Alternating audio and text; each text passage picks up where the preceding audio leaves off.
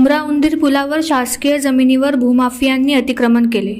याबाबत संतोष शेलकर मुंब्रा येथील रहिवाशी यांनी मुंब्रा उंदीर पुलावरील सरकारी जागेवर झालेल्या अतिक्रमणाबाबत अनेक तक्रारपत्र सादर केली।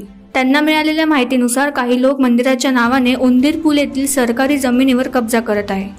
या जमिनी ताब्यात घेण्यात रमेश पाटील यांचा हात आहे। या सरकारी जागेवर अतिक्रमण कारवाई व्हावी व ज्यांची नावे बेकायदेशीर कामात सापडतील त्यांच्यावर कडक कारवाई करावी असे मत संतोष शेलकर यांनी मांडले।